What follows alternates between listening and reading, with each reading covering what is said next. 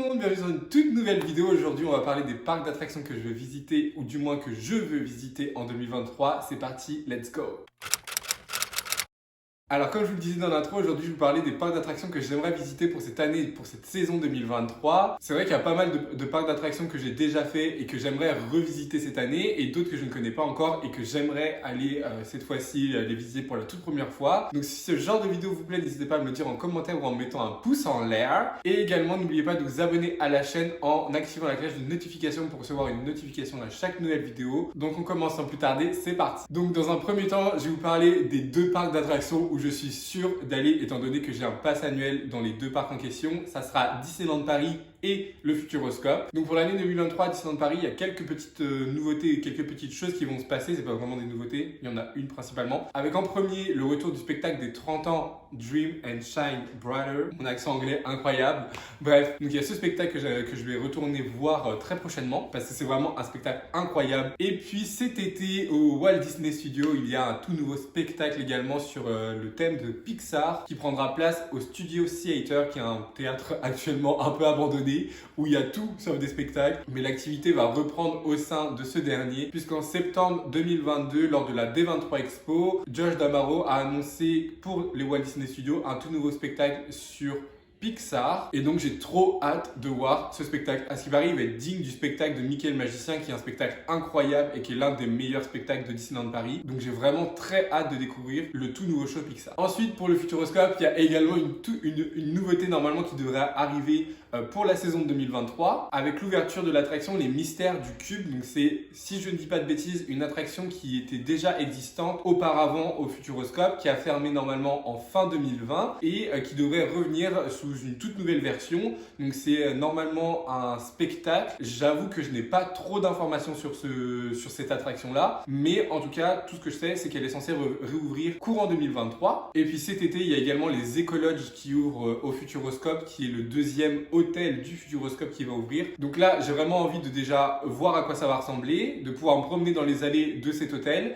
Et puis, pourquoi pas, de tester une nuit au sein des Ecologes. Donc voilà, à propos de Disneyland Paris and the Futuroscope. Donc j'ai vraiment trop hâte. Ensuite, on va passer pour le parc Astérix, où je suis quasi sûr à 99,9% d'y aller cette année pour 2023, étant donné qu'il y a la toute nouvelle attraction, le tout nouveau coaster Toutatis qui va ouvrir cette année. Donc ça va vraiment être un coaster et une zone entière qui va ouvrir, et ça va être incroyable. De ce qu'on connaît déjà, ça va être vraiment ouf. Il y a une autre petite aussi attraction qui va ouvrir assez familiale normalement, qui vient compléter la zone. Donc j'ai vraiment très hâte d'y aller. Je ne sais pas si je ferai Peur sur le parc cette année ou si ça sera autre part. En tout cas, je suis quasiment sûr d'y aller au moins une fois pour découvrir Toutatis. Ensuite, un tout nouveau parc que je vais visiter, que je ne connaissais pas du tout, et je parle de Terra Botanica. Donc c'est un tout petit parc d'attractions à côté de Angers. Et il a l'air vraiment assez cool, genre vraiment tout mimes, tout petit, tout mignon, genre j'ai envie de lui faire un câlin tellement il a l'air mimi. Il a l'air d'avoir quand même quelques attractions assez cool,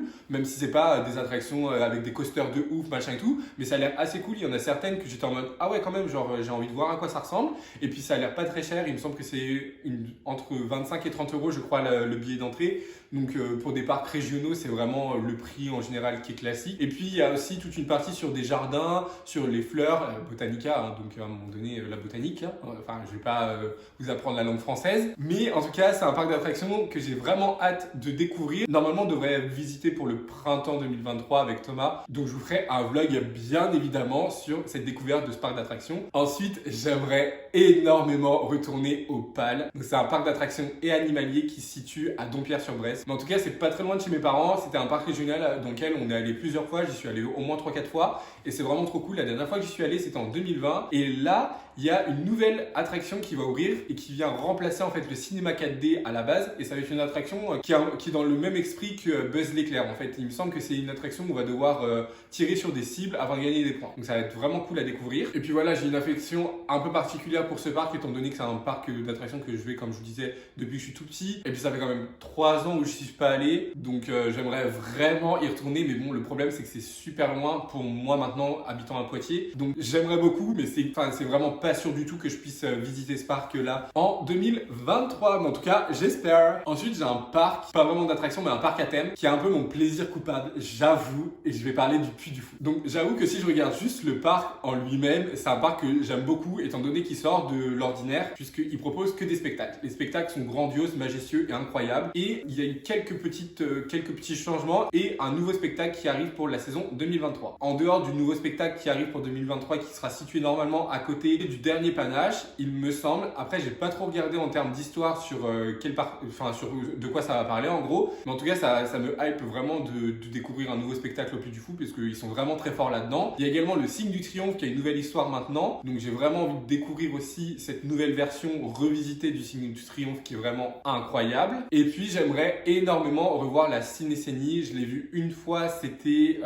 peut-être en 2016 je crois, donc ça fait déjà un petit moment, mais comme je vous disais c'est un peu mon plaisir coupable parce que bon, le parc d'attractions a été créé et est tenu par la famille De Villiers qui sont des grands amis à Zemmour, donc des gros fachos hein, quand même. Et puis le Puy du Fou subventionne, je sais pas trop comment dire, des associations qui sont anti-LGBT, donc anti-moi quand même. D'un côté c'est un parc que j'aimerais trop faire parce que le parc en lui-même est ouf, et d'un autre côté c'est un parc d'attractions qui est tenu par des fachos et qui finance des associations tenues également par des fachos qui sont amis avec Zemmour, enfin bref, et Jean-Marie Le Pen également. Bon voilà, un peu problématique sur les bords, mais du coup je sais pas du tout si on aura l'occasion d'y aller cette année. Mais en tout cas je trouve que je parle beaucoup de visites de parcs d'attractions, d'envie et tout et ça, alors que j'ai un voyage incroyable sur les parcs d'attractions qui est prévu pour cet été. Donc je vais me calmer un peu en termes de visite cette année parce que j'ai quand même du gros lourd qui m'attend cet été. Je vais vous faire du teasing toute l'année par rapport à ça parce que j'ai pas envie de vous dire oui on va faire ça et vous donner mon programme encore pour le moment, mais je vais visiter des parcs d'attractions aux États-Unis et ça va être incroyable, donc j'ai que hâte. En tout cas dites-moi en commentaire si vous avez des idées de parcs d'attractions qui pourraient être ceux que je vais visiter aux États-Unis. Et puis également dites-moi en commentaire s'il y a des parcs d'attractions pas très connus ou qui vaut vraiment le détour à visiter en 2023. En tout cas tout ce que je sais c'est que cette année 2023 va être riche en découvertes. Vraiment vous allez avoir plein de vlogs, donc ça c'est trop cool, j'aime trop, j'ai trop hâte de cette année. En tout cas c'est tout pour moi pour cette vidéo aujourd'hui, j'espère que ça vous aura plu. N'hésitez pas encore une fois à mettre un pouce en l'air et de me dire en commentaire si la vidéo vous a plu. Abonnez-vous à la chaîne, ça me fait hyper plaisir. Et puis vous, ça vous coûte rien, juste un clic. Et puis je vous retrouve dimanche prochain à 6h pour une toute nouvelle vidéo. Des gros bisous, prenez soin de vous et puis à la semaine prochaine, bisous, bye. Bye.